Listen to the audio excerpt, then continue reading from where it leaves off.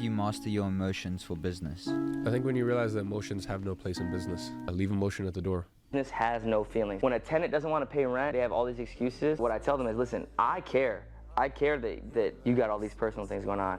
My company, Vane Enterprises, they don't have a heartbeat, man. They don't give a It's interesting how little people understand themselves. Emotions are an interesting topic inside the business space because for a good amount of people, they will tell you to leave emotions at the door, don't bring it into decision making and don't bring it into, the professional setting.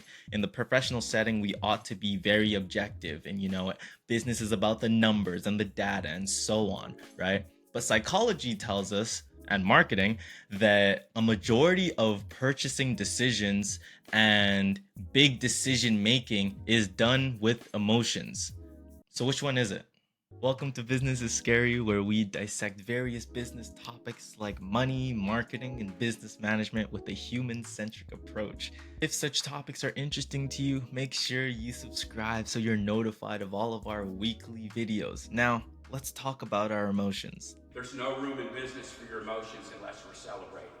We need to understand that there's a difference between what people think is happening and what is actually happening. For a lot of decision makers, they like to believe that their opinion is very objective and whatever decision they've come to is based off of the data and the research and the trends, right? I wouldn't say that I'm naturally gifted at business or this or that. I think I'm just a very logical person. I think people are just very emotional in their decisions. I'm very logical. But we understand through psychology and through understanding of statistics that numbers can lie. And the way that you present numbers has a huge effect on our perception of things, right? We can integrate our ideologies and our bias into the way that we present our research or, what trends we decide to see versus others. Overall, decision making is a very emotional thing. There's no emotions in investing. And guess what? Saying that, oh, there's no emotions is an emotion. It's fear. You're trying to instill fear. So most of the time, if not every time, fear works. That's actually what makes humans humans. That's the most beautiful part about humans is we do have emotions. When we look online, especially in the grindset mindset community, you see a lot of people who say, oh my goodness, emotions, get rid of them.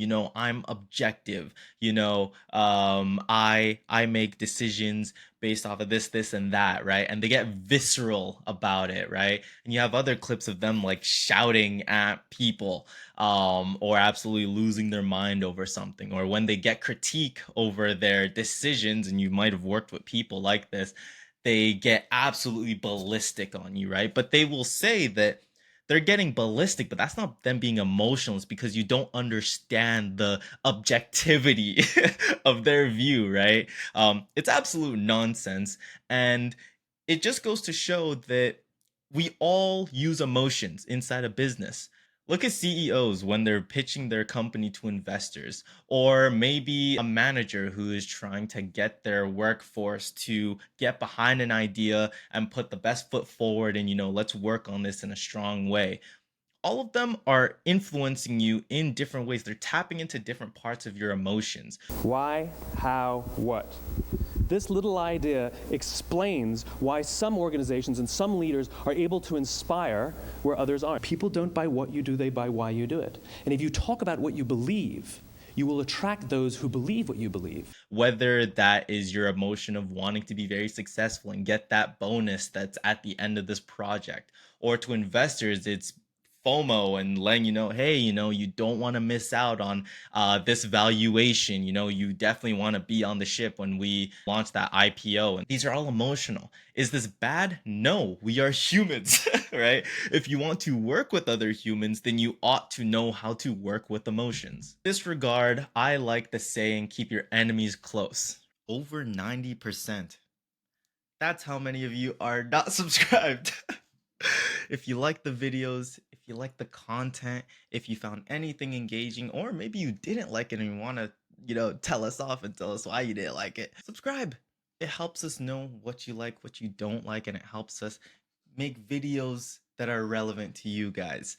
We'd highly appreciate it, but that's enough of me. Back to the video. For many people, their emotions are their biggest enemy. Some people don't know how to reel it in, you know. Some people find themselves crying when there's a bit of disagreement between them and somebody else, and they don't understand. They don't know why they're crying, but they are, right? Some people don't know how to tame their temper. A little bit of a disagreement, and I honestly struggle with this as well, where, you know, a little disagreement and somebody's not understanding what I'm saying, and I'm like raising my voice and I'm being more what's the word, animated. We all struggle with emotions in different ways, and sometimes we don't know how to reel it back in and become objective. But what is objectivity? Is it even possible to ever make a decision or work with other people and be emotionless? I don't think so. Human beings are emotional. So they cannot come to work and not be emotional. It's physically impossible. It's like trying to go into work without your limbs. The biggest thing here is that we first need to understand ourselves. You need to understand your triggers. You need to understand what people you work very well with, you know, the people that you have synergy with, and what types of personalities and people do you not have synergy with. We're not understanding this, so it's like, okay, and I will only work with competitive people because I'm competitive, right? Not the case. It means that if there are certain personality types that we don't work as well with, we need to understand why. We need to understand what about my personality is clashing with this other person's, right?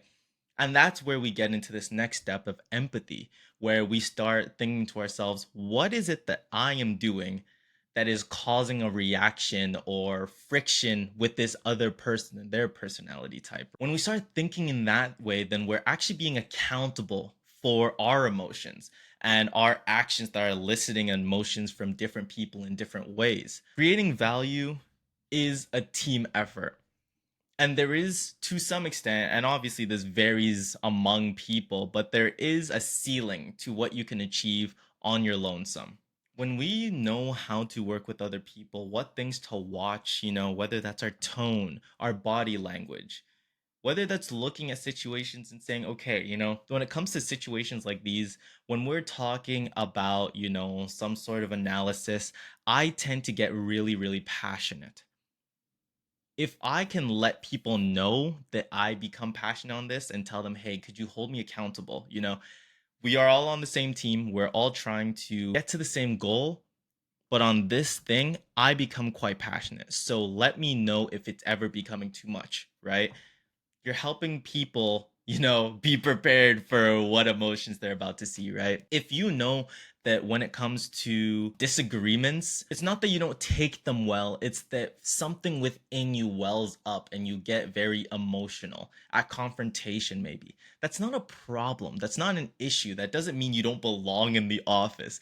It means that you have to let people know, right? As you work on it and as you try to look into what that is, I'm not a therapist. Please see a therapist. Any of these things that I am mentioning, are you please, you know, seek like professional help. I'm just letting you know it's not necessarily a problem and it doesn't mean someone doesn't belong in the workplace.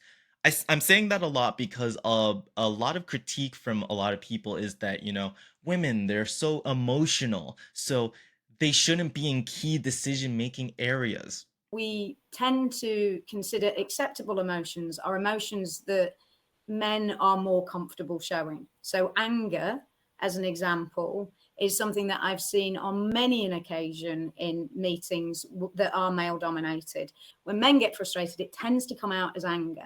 That's how they let off steam.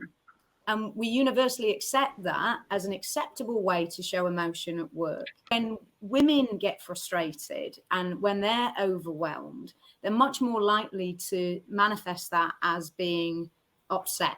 In our society, and certainly in financial services, is considered to be a sign of weakness. But if, and this isn't actually necessarily true, that's like a lot of misogyny, but let's work with it, right? If women are emotional people and they get more emotional, one could argue that they understand emotions better than men.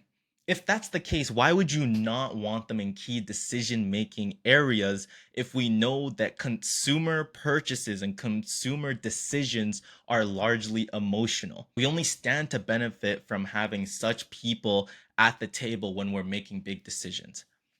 That's a digression, but it's all to say that emotions are not your enemy. They are to be understood. And if you do actually feel that way and you feel like it's you against your emotions, then better understand it. Don't push it to the side and say, I don't want to look at you. I'm going to avoid ever touching you. I just want nothing to do with it. If there is a moment that I feel like I might get emotional, I will just avoid it altogether, right?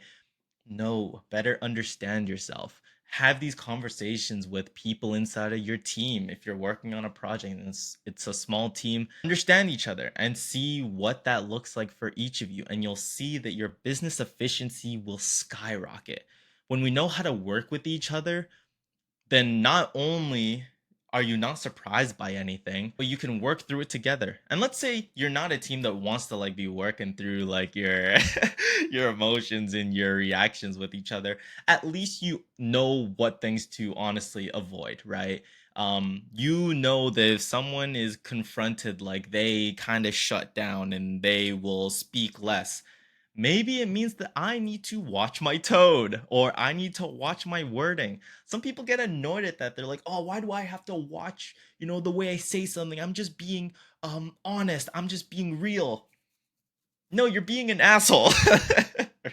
Like there's a way to convey a message and there's a way to convey your opinion without being crass. Another digression. Please understand yourself and your emotions and hold yourself accountable to it. Understand other people and take that time to really watch them and see the way that they react to the things that you say or the things that other people say, and get to understand how they like to be worked with.